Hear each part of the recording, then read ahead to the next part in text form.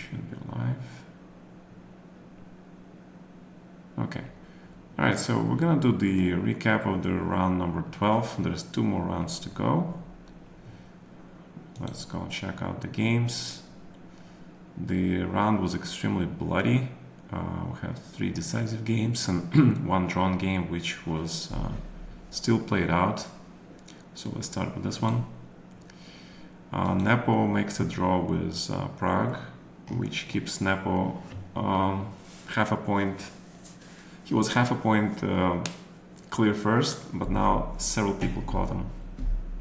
Alright, so what happened was we see French.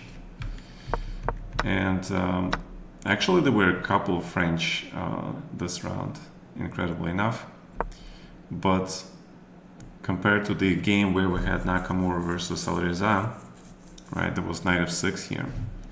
But knight c6 is the correct response, and the idea is that black keeps an option of playing bishop d6, knight e7, followed by bishop f5. You don't always want to play knight f6. Knight f6 is playable, but knight c6 is the move that is actually allows black to play very comfortably. Knight c3, I don't know this move, I've never seen this. Probably invitation for black to play bishop b4 and do the transposition into the exchange French with the bishop d3 lines, where the knight on f3 is actually not that great. So bishop b4 is definitely viable, but knight e7, again, very unusual, but protects the knight. Black prepares bishop f5 for white's bishop d3. That's the main point for black, just to trade the light squared bishops. And then play normally queen d7, bishop e7, and symmetrical structure. Knight on g6 controls the e5 square. Is kind of vulnerable to h4, h5, but and also sometimes knight can go to f5 here to d6 later. Okay, so let's see, a3, waiting move, very interesting. Preparing for bishop d3 probably, yeah. So the knight doesn't have the square to attack the bishop. So bishop f5 looks very logical. I mean, bishop g4 also looks logical, but of course, and so does g6 actually now, yeah. g6 just complete the development for the bishop, because the bishop is not going to d6. That's the problem, right? So that's the reason for knight c3 actually, because if you play any other move, black plays bishop d6. So knight c3 stops bishop d6, but now black has a chance to play bishop b4. He didn't, and white plays a3, and now black has to solve the problem how to develop this bishop. So one of the ways was to play g6, bishop g7, and the other way is to play knight g6, bishop e7, but before he plays knight g6, he wants to make sure that white's bishop on d3 is not developed. Okay, makes sense. So queen d7, okay, white develops. Bishop on e3 for now, not bishop on f4, not to give black any tempos. And knight g6 here, yeah. Alright, so h6 is also, I think, playable. Now black can entertain a more aggressive approach like g5. But the real question is where the kings are going to castle. Because white can castle both ways, and so does black. And black probably will have to wait for white. Though sometimes black plays f6, h5, and goes long castle here, because e-white castle to the short side. But in this particular game, he decides to play very safe, knight g6. Everything is developed, bishop is untouchable, there is no knight h4 idea. And bishop e7 is coming with full development for black. h4, h5 you cannot allow, so you play h5. And now we have this very interesting move, knight d2. Judging by the speed with which Nepo played it, he probably prepared this line, but it doesn't seem like white has much anyway, but it is very solid. The engine actually likes to play queen d2 first, but the problem is this knight has to go somewhere anyway. So why not put this guy somewhere useful like b3 square, and also kind of threaten, you know, this thing on h5. So it makes a lot of sense. Bishop g4 is very logical, but I'm kind of looking at this crazy ancient line with bishop e7, hitting the pawn, And now suddenly there is this knight e5 idea. Like really, like what is this, man? In the middle of the very quiet position, now suddenly we have a storm brewing, yeah? Okay, so the knight is going to g4. Obviously, if you take the knights, this is going to be pretty good for black, I think, if they can get to this bishop. And you obviously don't want to play something like this, because now white pawn chain is really bad, and everything is stuck.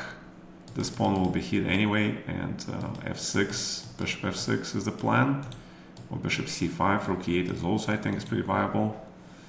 And big problems for white, yeah?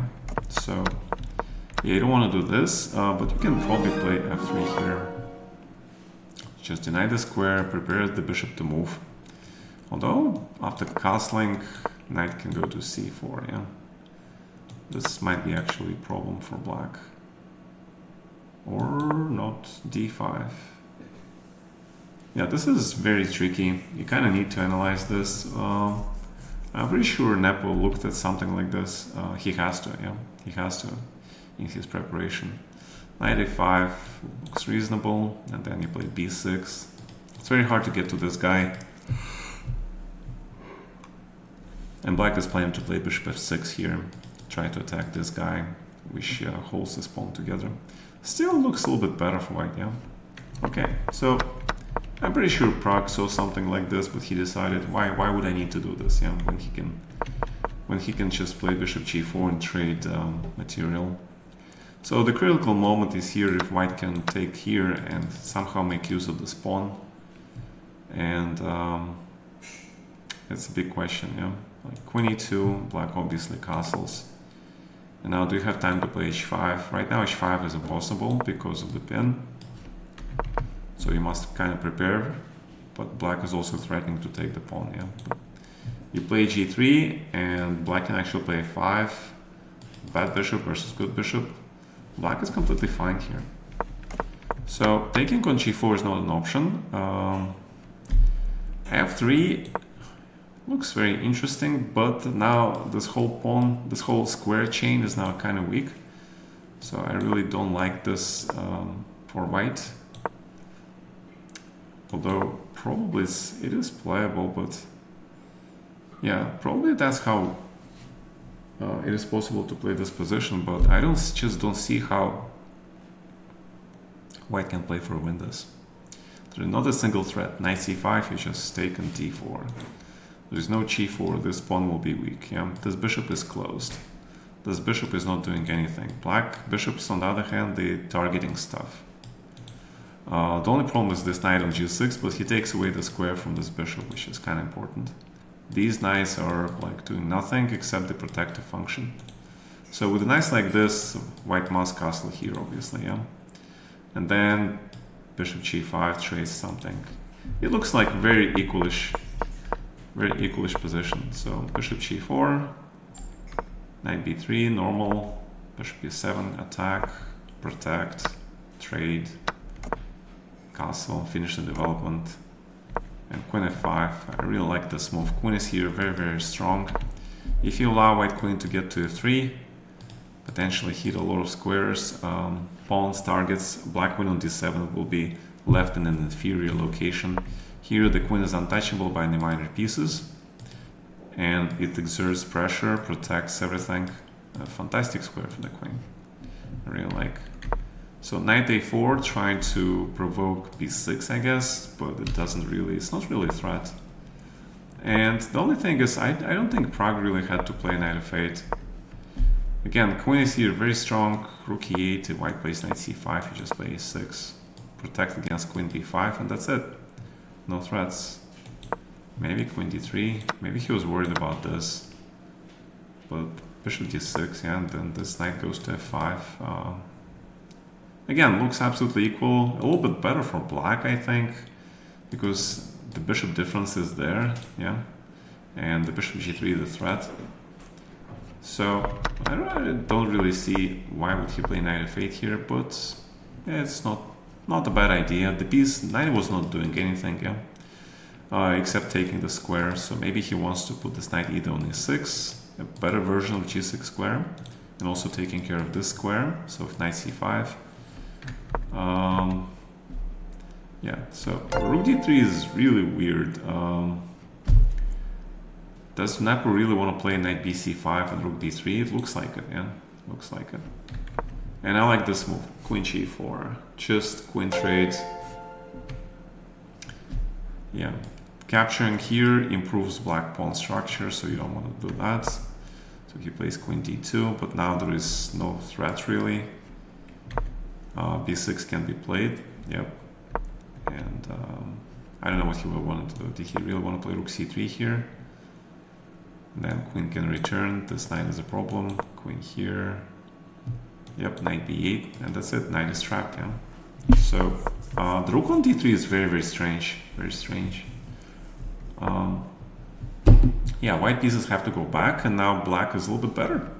Again, passive bishop. This is very bad knight. Black is slowly improving.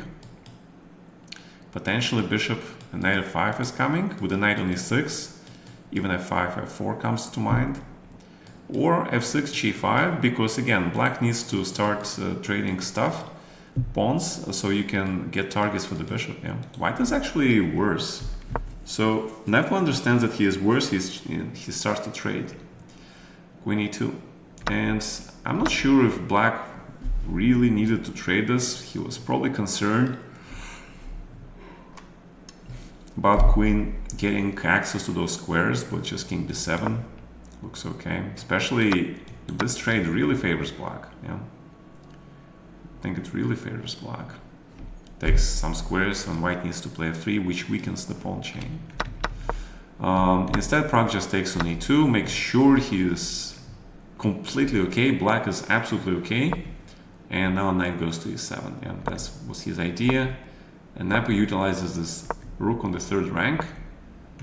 a5 reasonable, but putting the pawns on the dark squares, I don't know about that. Knight e7, rook f3, f6. Now it's completely equal because Nepo exchanges his very bad bishop, gets rid of this bishop completely, and now white is completely okay. So black wants to recapture the knight, very logical. Best square for the knight in the game. c3. Okay, grab. Rook on f4 is kind of weird, but it's not that bad. Knight d2. Again, black is slightly better, so he decides to join. The rook's on the e file. White must trade, obviously. And we have this position, rook f3. Slight advantage for black, thanks to his space and slightly better knight. This knight is more aggressive than this guy. This rook is a little bit better than this rook. But now there's a big problem. Like, how do you play for a win here? Yeah, that's a big question. And one of the answers is that black really must go for the c6, b5, and if knight b3, and there's knight c4, or knight e4, yeah? So c6 and b5 looks very logical, let's see. King c6, I don't think this is accurate. Rook f4, on the other hand, is pretty weird, but Nepo has idea to play g4. Because he is very passive, yeah. Knight cannot really move, because knight infiltrates. King must protect the squares, and you cannot play rook e3. So not much that Nepo he can do, but he can actually play this move, prepare rook e3. Or knight e3, knight f5, and he needs to trade the knights. If the knights are off, the rook endgame must draw. So knight f1 should have been probably played. I'm pretty sure he was concerned about this idea. If knight e3, you take on f2. And now king c2 with the idea of rook e3, beating the stuff, forcing black king to return.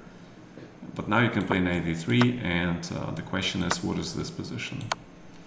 So I'm pretty sure Nepo saw this, and he really didn't want active rook and potentially weak pawn here. But knight f4 is a threat, so here. You have to find this accurate move, rook e3, okay. But even here after rook g2, it's still problematic, yeah. King moves, pawn moves, active rook. Yeah, I understand why white didn't play like this. So he decided to find another source of counterplay, and that was to play g4 and start attacking this guy, yeah. Rook is playing at the cost of this pawn becoming a weakness. But again, now at least white king can start to move and improve to the center. So this looks still equal. a4, black gets rid of the weakness, king goes to c2, knight to f5. I'm not sure why actually, but again, it's not easy for black to make progress. Knight protects all the squares, rook is active, knight f5, probably wants to get the rook out. But immediately knight is returned, and black must look for ways to try to, make an improvement. f5, but I really don't like f5 because now this square is weak. This pawn is not going anywhere really.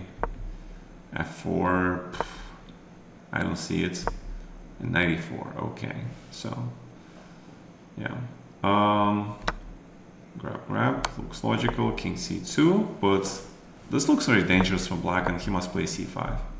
The reason it looks dangerous for black because he can't really push any pawns, and this king might be in the mating zone, okay. I'm not sure why king d2 here is not possible. Okay, king d2, king b3, e3, check, and e2, alright, so yeah, because if we play e3 here, then take, rook e2. And black must trade. Yeah, actually this is worse for black. Yeah, the pawn is weak, so there's no point actually to do this for black. Yeah, c5 is reasonable. You want to trade weakness for this stronger pawn chain. And this is just the draw. King goes. And massive trades, then draw. Alright, solid game. Solid game. Alright, next we have this game between Naka and Alireza. And we also see the exchange French, except this time Alireza plays this bishop d6 line first. It's kind of curious, yeah. He probably saw the Nepo game nearby, and he saw how it was problematic for black to play bishop d6 knight e7, so he decides to play this move first. But the problem with this move is that now white has c4, and black doesn't have this check. Traditionally, with the bishop on f8 after c4, black can do this check with a tempo and quickly castle and then rook e8 check. With the bishop on d6, you can't really do that. And the problem is this pawn structure is considered to be, yeah, you can either, white can actually go into the endgame, but I think h3, castles. This is pretty much key structure, pawn structure. With the pawn on h3 doing an important job preventing this bishop from being developed here, and also this isolated queen pawn endgame. Traditionally, black pawn is on e6, but with the pawn on c6, the plan's a little bit different. And white's compensation lies in the fact that his pieces are very active. Again, plans are pretty crystal clear. Knight goes to c3, you prepare knight e5 invasion, bishop goes to g5, centralizing rooks, etc., etc. Queen b3, trying to provoke some weaknesses. Black tries to, put this guy on d5, c6, trade the bishops, or bishop f5. Usually it's considered to be a little bit easy to play for white because, again, black has problems with this bishop. Sometimes black plays bishop e6, willingly puts his pawn on e6 to, just to trade this very dangerous white light squared bishop. And that is considered, with the pawn on e6, considered to be a little bit better for white, as this pawn actually is weaker than this one, but not so much. But Alireza plays knight f6, and I do recall looking this position about, I don't know, 6-7 years ago. Of course, the ancients were much weaker then. Yeah, and the ancient kept giving c5, and I couldn't believe it, but it actually makes sense. You win a tempo. So this is becoming like Sicilian c3, reverse colors, if you guys know what I mean. Because the plan there for white would be to break b3, the structure. and then play the structure with the bishop a6, knight to e6, which is okay. The problem here is that white has an extra tempo compared to the normal position with reverse colors. And obviously Naka is in a prep. He analyzed this and he plays queen a4 check, third line. Very interesting move, because after bishop d7, queen goes here, and white can win a tempo, potentially attacking this bishop. Yeah, very interesting. Still, I think b6 should be played, because you kind of need to undermine the pawn structure. Your white gets to play bishop d3, h3, castles, a3, knight c3, bishop f4. You know, he has the space thanks to this pawn chain, and better placed bishops and minor pieces. Yeah, so black needs to get rid of this guy. Okay, so he completes development first, bishop e3. The reason is white wants to hold on to this pawn. Knight c6, knight c3, and I think this is critical position actually. So b6 looks logical, bishop e2, and the whole point is that that's the point of white playing bishop e3 and provoking bishop d7. If the bishop was on c8, then black has the chance to play d4 here, okay?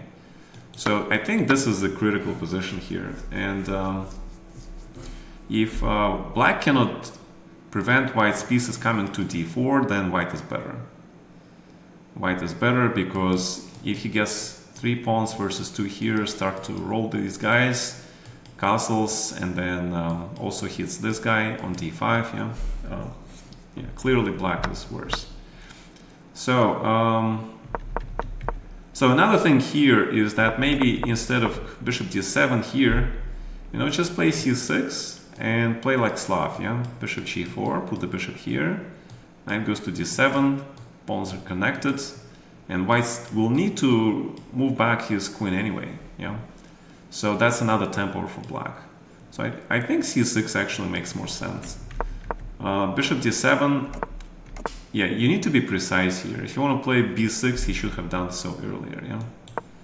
Because like bishop e3, knight c6 now, or wait, what is the difference? The difference is that, now you can play actually, can you play c6, bishop g4?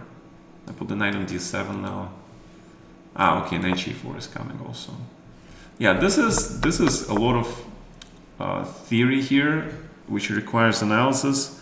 I'm sure that after Naka played this game, people will start studying this line, because what the game shows so far, Naka had advantage as white. Okay, and this comes really, really late. So bishop e2, and now we get into this tactics, obviously, where white analyzed this. He had a huge advantage. So we conclude that Naka's preparation succeeded spectacularly. Yeah, Alireza is out of his prep. He doesn't know what to do, and he is actually in danger of getting into worse position. And amazing prep by Naka. Yeah. Congratulations to Nakamura. Queen d2, knight is under attack. Bishop f5. Black tries to develop with a tempo, creating knight c2 threats, trying to trade the bishop. No go. And now the knight on b4 is a big problem. Yeah, he has to return at some point. So the engine suggests returning the knight now to c6, but creating potentially the idea of knight e4 or knight a5 first. Yeah. Kind of hard to say. Knight g4, very concrete. Black has gone after the bishop, and white keeps the bishop. Yeah. The other suggestion is to castle and let this bishop grab take place, which is, I guess, is possible. And there is obviously a lot of tactics here, which needs to be studied. But the trade appears to be good for white, especially with the pawn giving access to the square. And this is not looking good. I wonder why. Several moves to play. Knight a4, a3, or a3 immediately, because knight c6 runs into the obvious problem. Yeah, knight d5, white wins. So, yeah, so, okay, great prep. But Naka plays bishop f4, doesn't want to give anything, wants to keep bishop pair and the good position. So this is pretty much forced. Rook e8 looks good. And apparently this is incorrect. You should play h3 first and then a3. But again, very complicated and hard to say, yeah, hard to say. d4, move that gives advantage white. In order to understand why is that, we need to see what's going on here in the computer line, yeah. Take, take on e2. Must take with the knight. Check. King to g3. Grab. Queen takes, because you need to block the squares, and after bishop e4. If you don't give this pawn, then you play like this, but then knight d4, bishop e4, and knight c6. And this is starting to look... Why can't you take the pawn? Rook f8. What is rook f8? I don't understand this move. Rook f8 is the computer bullshit. When computer is low on depth, he doesn't understand. He gives some bullshit moves. So you need to give him some time to find the best calculation sequence. Yeah, I mean, black is worse here, yeah. Yeah, I wouldn't like this as black anyway. I agree. So Alireza plays d4, which makes more sense because there are no alternatives, yeah. Knight c6 runs into knight a4 or something. Knight a4, bishop d6. Oh, knight d4, I'm sorry. Okay. Wow. That's why knight b5. Okay, fine. Taking away the square. So, d4, played in the game, sharp, but not bad, yeah. The point is you want to capture the knight, trade the queens, and hit the bishop. White must play knight b5, it's the only move. d3, the only move also. It's just there are no alternatives. Like knight a6, protecting the bishop. White can even take here, probably, yeah. Hits absolutely everything. Weaknesses all over the place. Terrible position for black. So d3, and if bishop d1, then black can play... What can he play here? Knight c2, I don't think is playable, yeah? It's a fork. Yeah, we're trying to go through this maze of tactics here. And apparently the only move that works here is rook e2. I'm pretty sure something like rook e2 is a move that both players considered. You must, yeah? Hitting the rook, bishop f2, so you must take. Bishop d3.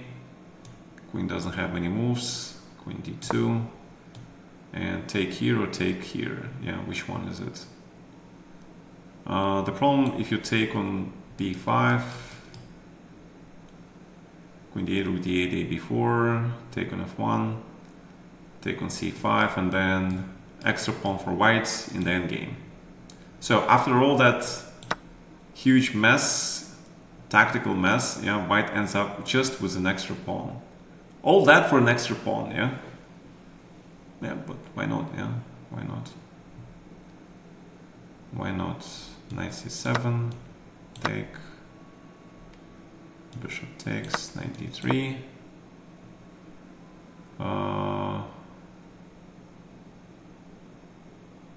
King f1 is also interesting, but knight rook c5, knight c5, knight a8, bishop e2. Okay, so extra pawn for white.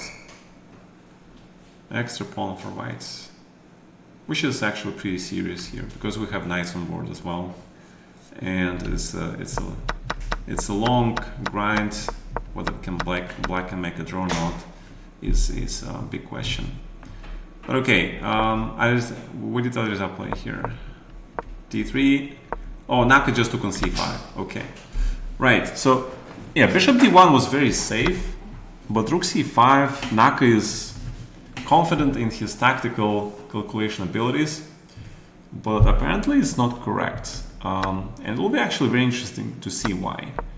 So knight d3, rook f5, and now I'm very surprised that Alireza did not find queen d7 here. This is actually a pretty big shock for me, because this is the only move.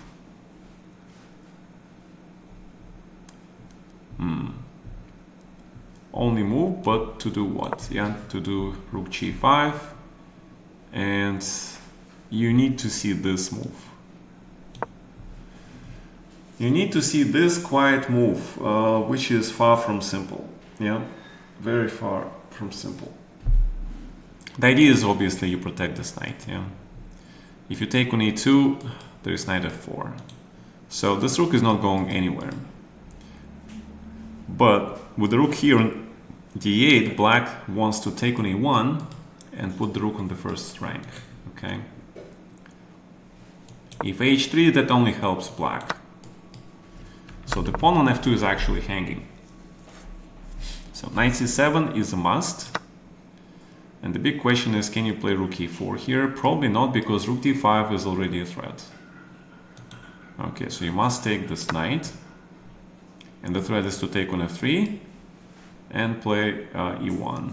So you don't have time for knight e8. So you must capture.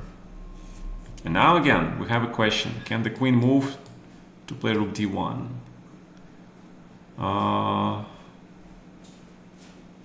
Probably not, yeah. Like queen c8 or some queen c6 maybe. Because white gets too much material. Just too much material. Bishop here. And this knight is safe because you're attacking both this pawn and this knight. So, so black must play something else here. So rook e4 or f6. Need to get rid of this rook. Rook d5.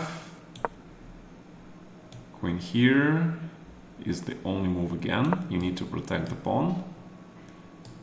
The rook is protected, and after h3, black has only one move, and this is this, because it stops the bishop from protecting the knight. Okay, and now this is absolutely crazy, because knight on c7 is actually not easy to protect. For example, take, and how do you protect this guy? You don't have time to win this pawn. Yeah, this is crazy. Apparently it's equal, but this is engine equal. This is not human. For human to see all this is extremely hard. Yeah, I don't expect... but actually I expect the top 10 grandmasters in the world to calculate something like this. You know, you need to, because black plays automatically and he's just lost. This is lost position, all right? So this is critical position. One move, Alireza had 32 minutes here. You understand that this is critical position, you need to calculate here, you need to spend time. That's what you do. And you find queen d7, you find that rook d8, centralization, and you find the tactics. Because this is just obvious bad position for black. Because you must trade, the bishop is untouchable, knight is easily protected, white has material advantage, there is f3, king f2 coming, pawns are falling, and this is weak pawn which will be recaptured. All right, it's just it's just pretty obvious. Knight c7, and Naka is a monster in converting the advantage. It's just ruthless conversion. King f2, everything is protected, and black is just lost here. Bishop b4. Probably he wanted to avoid the king f2, rook here, and then some checks with the knight. But h4. Not sure why, but okay, h5. Finally, king comes, rook leaves. Oh, knight d5, okay. Finally, white is ready, and he gets rid of this guy. Check, and rook must do something. You cannot protect both the 7th and the pawn. So rook must go. Knight goes another tempo. Bishop e1 is actually a chance, but Naka is playing for a time trouble. Yeah, he is playing fast to make sure that Alireza stays on time trouble. If Naka thinks for a little bit, he finds the idea of rook e7, check, and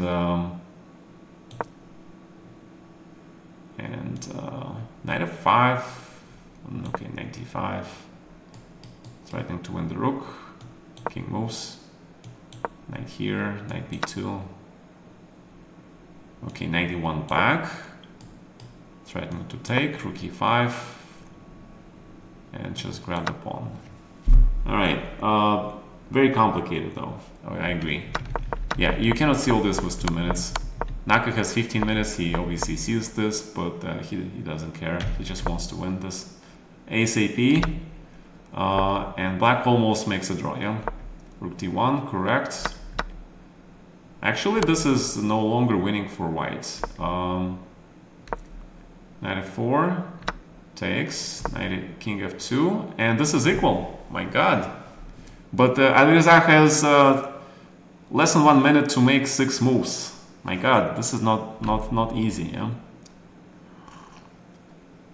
a5, he plays wonderfully this part. Okay, 7. Inaccuracy, a4 first, push the pawn. But okay, it's easy for us to say, yeah? g3. And black has made the time control. He has 40 moves. He has half an hour to think. He has rook and pawn for knight and bishop. This is equal position. But knight h5 is a huge threat. Knight h5 is a huge threat because then the g7 pawn may fall and black needs to calculate here. So, and the big question, of course, is what is this? Yeah, what is rook a5? What is rook a5? King f7. You don't have time for this because of this. All right, bishop like e1, g6, knight e2. After g5, this looks equal because if black trades all the pawns, it's obviously rook versus 2 minor pieces, obvious draw. But it's not going to be easy, yeah? It's not going to be easy. But it's not going to be easy for white to win this. Yeah, white has chances, but I think it's a draw. So if you don't take on a5, then you must take on h5, obviously. So this is a big question. What is this position? So here is critical to think of ways to draw this. And if you're smart, you find this move with idea of rook e3 and taking this guy. All right. Yeah, this is the engine stuff, but this is pretty important because f4 check. You cannot allow rook f1. You must take. But now knight is kind of not in the right place, and king is open, and the rooks are finally getting to white king. Okay, so this does look equal because knight on h5 is way too far, and white cannot make a fortress here. So rook a3 with the idea of rook e3, right? And then we're probably gonna see this line where white plays this and king f7, and you cannot take because rook e5, which means black has time to play g6, and it's gonna be this 3 versus 3, extremely rare endgame. But rook a3 was absolutely necessary, yeah? Absolutely necessary. He needed to find rook e3. Instead, he plays g5, and this is just lost. Yeah, this is just lost because he gave this very important pawn, and in addition, white also has access to e4. Yeah, this is just lost.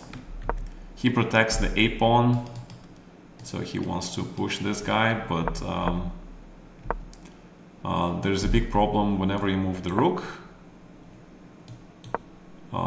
This rook is now like, where does it go? And there is knight h7 check coming, and knight e4, so white is completely winning. So Alireza blundered in one move just when he made time control. This is very surprising to me. This is just lost. completely lost. Knight to c4 wins this pawn, and bishop d2 is coming, and king e2 just completely winning. Yeah, this is incredible. Yeah, Alireza was defending really well, and then just one move, one impulsive move like g5. 41st move, he had time to think. He had time to find this rook e3 idea. He had time, man. So, but it just tells you how difficult it is to play chess. He was defending whole game.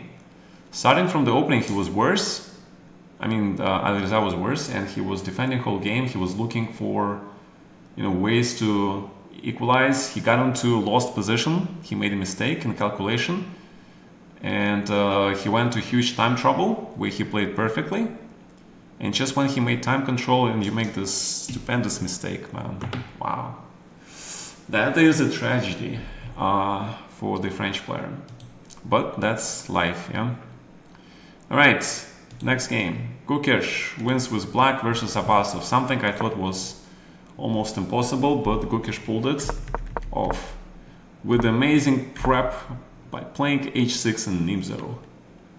Okay, I've never seen stuff like this, but apparently this h6, a6 in the openings are kind of becoming a trend in modern chess. Apparently it works because the ancient doesn't give a huge advantage for white. And now c5. I can tell you why this can go like. This is ancient history, actually. The reason being, if you play c5 here, and knight a6, then you have to go into this line, okay? And there is this is the line where white can play f3 and chase this guy. This is ancient stuff. This is like 1980s, 1990s. So black wanted to wait for white to play knight f3 precisely for that reason, so you don't have f3, okay? So, and now he goes for this line. And Morozevich here came up with this incredible c6 idea. All right? And I agree with him. I think positions after c6 are actually very complex, but better for white, I think. But you need to know them, yeah? I don't think Abasov was prepared for this kind of game. Again, he got out-prepared, so he plays normal line. g3. Okay, this is actually transposition into the old line, right? And in the old line, black plays bishop e7, e4, d6, and then there is this whole e5, knight e5, queen c7, bishop f4, bishop d6, queen e2, knight d7 thing, which apparently is debunked by the engines and is better for whites. But okay, this is kind of the old line, yeah. This is the 1980s, 1990s, and bishop c5 is something new. I haven't touched on this theory in a long time, so I don't know. Maybe it's a modern trend, but apparently black can play knight h7 here. First engine line, obviously preparation. Obviously preparation. Look at the Gukesh time, yeah, 58 versus. Already 20 minutes by Abasov. And I like the concept. White has double pawns. If black survives the opening and makes some decent sort of development of this bishop at least, then he has a chance because of this poor pawn structure. Yeah, white must somehow compensate. I would probably go for a4, a5 here, to be honest. Just try to get rid of this weak pawn. Try to trade pawns here and create a weakness for black, and then trade the bishop and trade everything, just make a draw here, because I'm not comfortable playing with structures like this for white. But okay, Abasov plays e5, very committing move. Rook b8, before you play b6, allow this bishop to hit the rook. Rook b8, again, play it fast, knight d2, and just b6, and bishop b7. Black can actually give away this bishop and this pawn because of the double pawns, as long as he trades this bishop. Great concept. This is actually very similar to Sicilian Khan, So I understand this concept. And the question, yeah, does white want to do that? Does he really want to take this bishop, or he would like to take this bishop instead and try to play versus this knight? In any case, both black bishops are good. This bishop is also good, yeah? He is blocking this double pawn chain, allows to play d6, takes under control this very important square. And again, white needs a plan, because otherwise he's stuck with his double pawns if he doesn't organize some attack or something. And I don't see the attack. This knight on h7 is actually doing a hell of a good job protecting the square. There is no other position where he can protect the square. This square is taken by the pawn. There is the square in e8 with extremely passive, and it disconnects the rooks. I love this concept by Gukesh. I love this opening idea. I don't think h4 is correct. It just doesn't seem right. He was probably worried about this knight g5 actually. Yeah, maybe, but h4 does not seem right. Queen c7, and now black is actually okay. He's threatening already to take some pawns. Rook d1, okay, but now take. Bishop takes, then we have the traditional f5 idea. Or we can play knight f8. I think f5 is the better idea. So grab, check, king e7, but pair of bishops, I think this is actually better for white, yeah. Oh, sorry, I'm missing queen g3, of course. Whoops, big mistake. Now black takes over. Yeah, black is winning. So you cannot take on f5, but if you don't take on f5, then black castles. And black is completely okay. All right, so let's see. What am I missing? Okay. So queen e4. Queen e4, castles, but now white has no advantage. The bishop has been neutralized. He has no targets. This bishop doesn't have potential target, but it's easily protected. And black is going to play either d6 or maybe even f5 here at some point. So white must do something, yeah? d8, knight f8, perfect place for the knight, protects the pawn and protects the mating squares, and also threatening knight g6. So h5, and I kind of like this b5. Yes, he undoubles your pawns, but now the rook has squares, he can move to a6. Again, black has protected everything. This bishop is strong, and white needs to come up with a way to try to win this or get an advantage. There is no advantage for white at all. Bishop f1, rook b6, yeah. Knight, just best knight in the world, yeah. Best defender in the world. a4, rook b3, starting to hit some white weaknesses, correct. I really don't like this move. I really don't like this move because it stops the bishop from going to b5 here, or pushing the pawn to a6. You know, white is doing okay, but he's holding the balance. This move kind of destroys the balance a little bit, because now black rooks can enter here, and this pawn on a4 is starting to get weak. All right, rook f3, probably played with the idea of moving the bishop and then playing queen f4 and attacking here, or bishop h6, queen g4, yeah, and rook f7. But queen c6. Queen c6 removes this best piece in the game for white. This queen is incredibly powerful. Very nice idea to trade the queen and also attacking this pawn. Now black is better because the queen has no such alternative square. You need this queen here to do this combo, right? Bishop h6, queen g4. If you play queen c4, it's just rook a4. Actually, queen f3.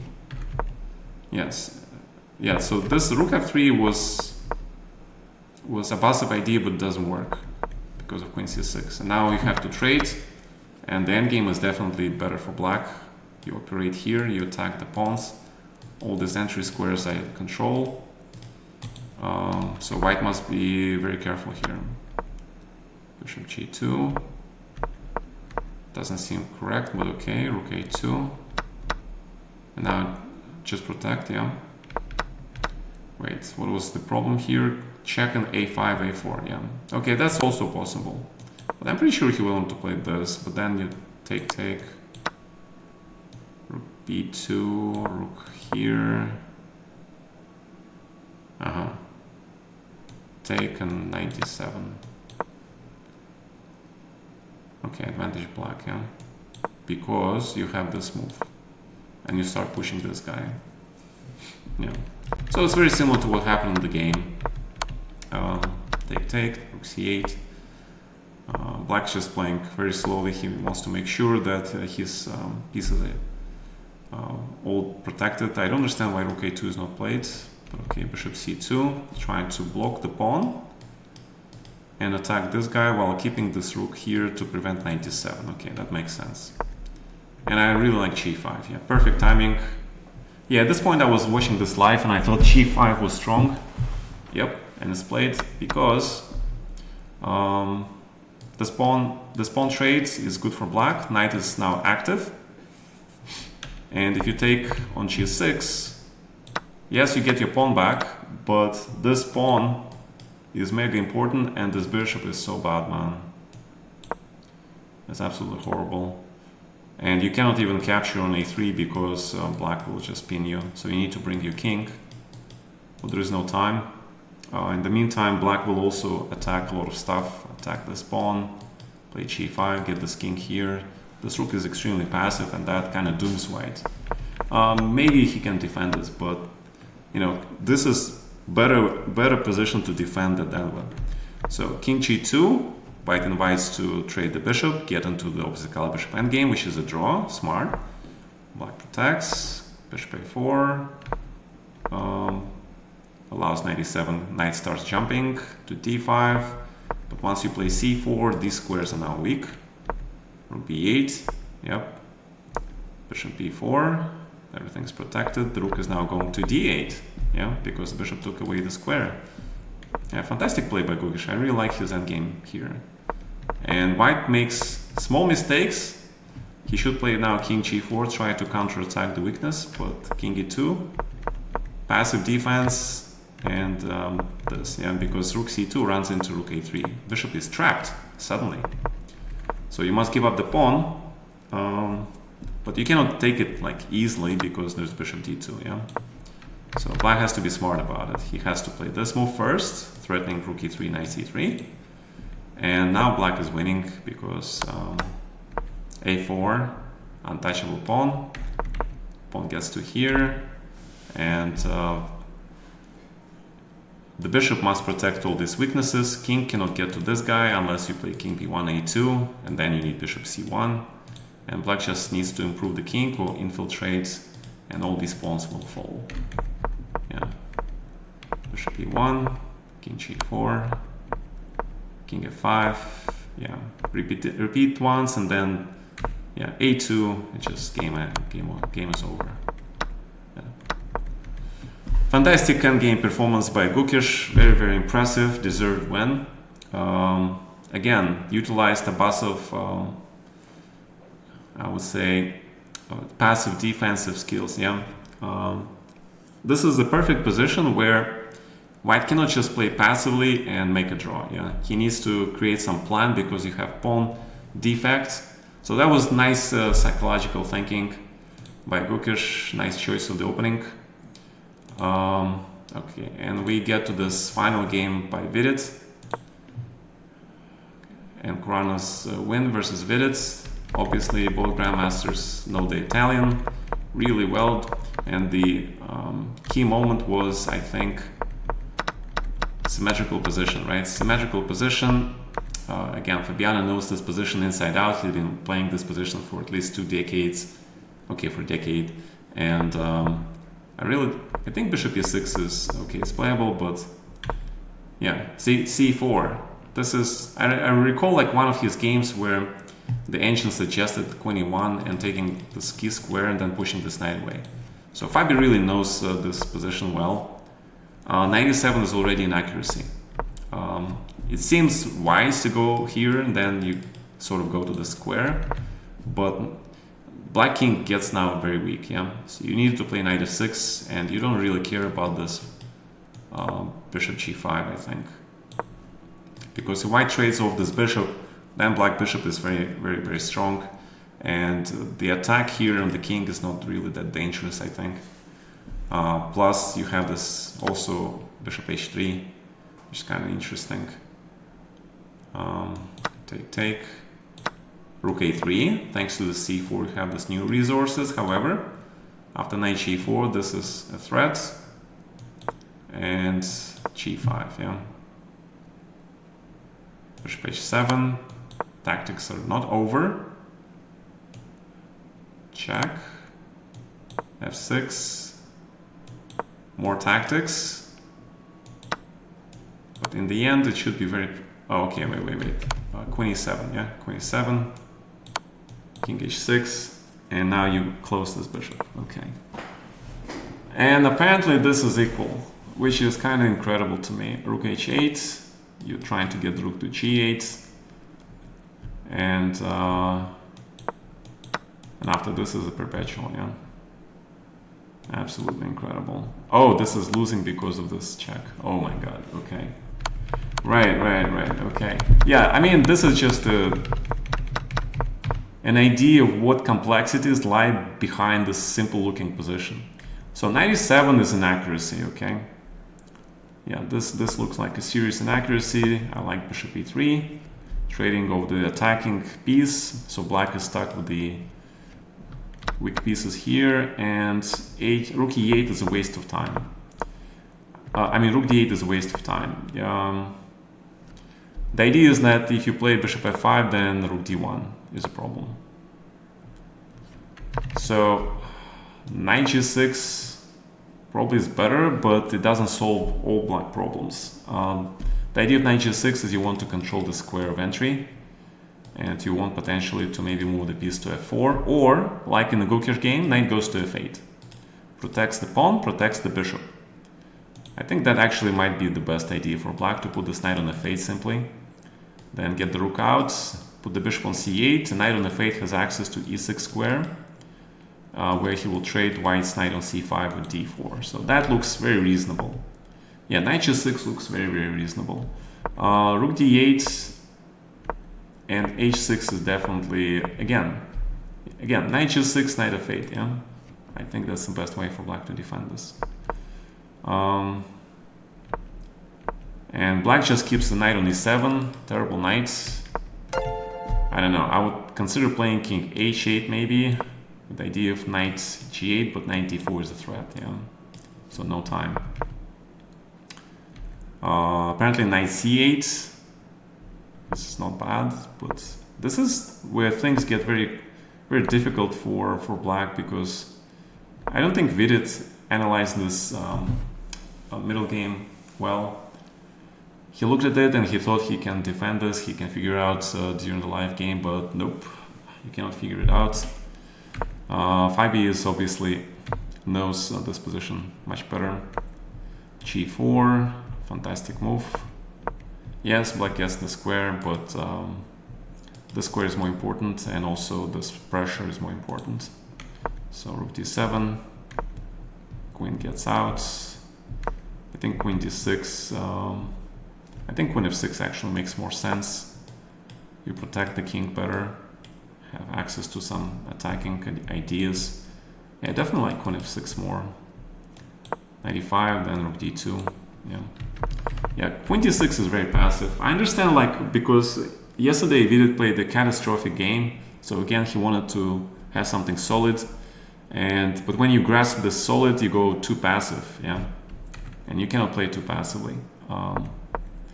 And this is a critical mistake. You just give a pawn for nothing. Critical mistake. Yeah, you need to play rook d8 or something. Try to get some room for your pieces. Yes, g5 is a problem. g5 is definitely a problem. Because h5 runs into g6. Yeah. But let's see, what can he play here? Yeah, the big question is, what is this move? Because now we have to consider this Because I think this is okay for black. You cannot take this pawn, but if you don't take this pawn, then black has rook and pawn versus two minor pieces, which is fine. So the computer suggests playing c5 first, and then going for this. But I think this is still better chances for black. What am I missing? Oh, bishop f5 immediately. Ah, okay. Yeah, this little difference where the pawn is actually makes all the difference in the world. Because this pawn allows the square for the knight. But to be honest, I think this was still black's best chance. Still black's best chance, man. Even rook d5 here I think is okay. Grab, grab. Bishop c8, grab. You must... Well, the pawn is hanging, right? So take, take, take. King e7. Yes, white has... Amazing! Like, in today's games we had Naka, bishop and knight versus rook, right? And now we have also a very similar endgame. 3 pawns versus 3 pawns. But you guys gotta see that the fact that this is wrong color, yeah? So it is extremely difficult for white to win this endgame. Extremely difficult. I don't know, maybe bishop c4, e4, h4, put the knight on f5, track something, play slowly, but again, there is no guarantee that you can win this. Because black will find ways to check your king. If you attack the pawn will move to a5 to be out of reach for the bishop, so the only way for you to attack it will be either by the knight, and white will have to try to combine. White needs to, you cannot make a pass pawn, so that means the only way for white to win this is to somehow trade 2 minor pieces for the pawn and rook to get into the winning pawn endgame, but it's not easy, all right? So this was, I think, still the best chance for Vidit to do something like this. Instead, he just plays c5 and gives up the pawn completely with no compensation. I don't know what went wrong. He thought rook c7, but after g5, obviously white is going to win. Yeah, h5, g6, take, knight g5, rook c6.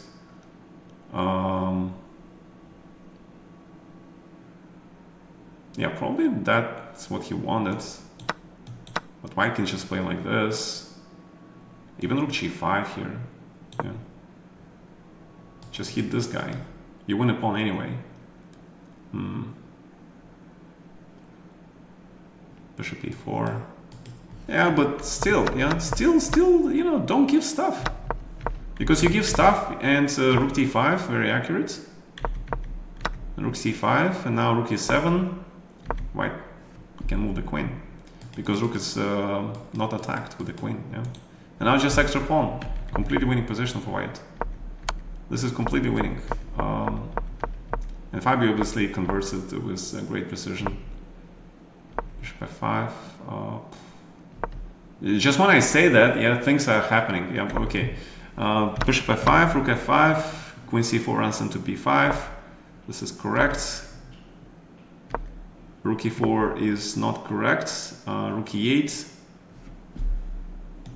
Rook e8, but I don't know. Rook d5, then what? Oh, queen e7. Yeah, black is trying to get to these pawns. For that, you need to trade the queens. Okay, so that was actually some chance for black, yeah? But he's down to 10 minutes, and he thinks he's lost. He plays rook e4, and that gives white a huge tempo to play b5, yeah. And suddenly white is the one attacking, and he's just completely winning, yeah. Yeah. So again, black defense has chances to defend, but blunders, yeah. All right, amazing round, amazing round. So after that round, we have 3 people shared for the first place, and Fabiano right behind them, half a point behind. Everybody else is like far behind. So with 2 rounds to go, things can go between these 4 guys. Things can go like so many different ways, yeah. So tomorrow they play Jan White versus Naka Black. Very important game. Very important game. What I'm thinking is if there are tie breaks, I think the leaders just will not take any risk and they will decide the challenge in the tie breaks. Playoff games, okay? Fabi plays black versus Prague. I don't think Fabi is going to win. Prague is very, very solid. Unless Prague takes too much risk. Vidit versus Abasov. Two outsiders playing. Probably Vidit has better chances. Yeah, he is a better player, I mean, after all. Gukesh versus Alireza. Very interesting. Very, very interesting. This is actually Gukesh's chance to score a win. But again, if Alireza plays, Alireza plays really well, but he got caught in the prep by Nakamura in the previous game where he lost. He didn't survive the opening and then defended amazingly well the rest of the game, only to blunder on the move 41. So it's not going to be easy for Gukesh to win this game, yeah?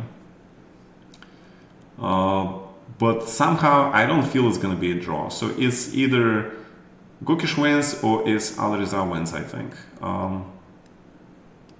Yeah, I wouldn't take Alireza, like off the board. He's very, very dangerous. So probably the smartest thing actually for Gukesh is actually to just make a draw here in this game and not worry about the qualification. There's still one round to go. The big question is, so we have this pairing today, right? Tomorrow, yeah? Nepo versus Naka, and Gukesh versus Alireza, and Fabi versus Prague. Okay, so that means in the last round, Gukesh plays Gukesh plays Alireza, right? So in the last round, Gukesh will be playing Nakamura, and Gukesh is probably gonna be. What color is he gonna be? Wait, round number 7. Wait, what round? Which?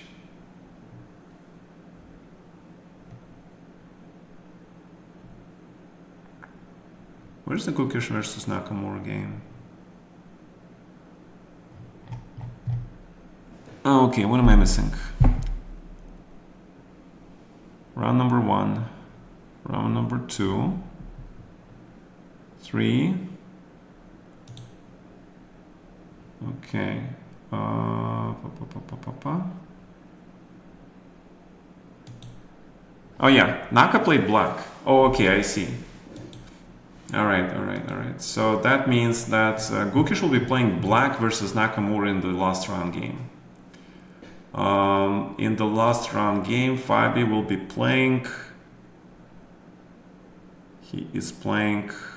Fabi will be playing Jan. The first game was Fabi black. Oh, this is actually very interesting. And that means Jan will be playing. Yeah, Jan is playing both leaders. Yeah, Jan is playing 2 Americans now in the last 2 rounds. Wow, what a concept! A Russian plays both Americans for the qualification to the World Chess Championship cycle match. Yeah, man, this is drama. This is like, if this happened in the Cold War era, the Bobby Fischer days, this would be like on all the front pages in the news. Yeah. Unfortunately, these days, who cares, about chess? But this is pretty amazing, considering, these 2 last rounds. Gukesh will be playing black against Nakamura in the last round. So actually, he does need to play against Alireza. He needs to play aggressively because there is no guarantee that he will survive Naka with black. He's playing well, but Naka is a beast in this tournament. And Fabi now plays black versus Prague, but in the last round he plays white versus Nepo. Okay, it's gonna be a problem for Nepo, yeah? So Nepo actually has 2 problems. He is playing today versus Naka with white. Okay, it's good for him to be white against Naka. So he's gonna make a draw probably, but in the last round he plays versus Fabiano, who will be half a point behind Nepo. So Fabi needs to win this, regardless, because if he makes a draw, it's not going to help him. So tomorrow's game, I mean after tomorrow, the last round game between Caruana and Nepo will be absolutely a big fight, yeah? It'll be a huge fight. And Naka, who is playing Naka in the last round, he is playing... Oh yeah, he's playing Gukesh. Oh my god, this is the thriller in Manila. Yeah, this is the biggest thriller. This is the biggest thriller candidates in the last, like, I don't know, 3-4 times. Huge. And the leaders playing each other.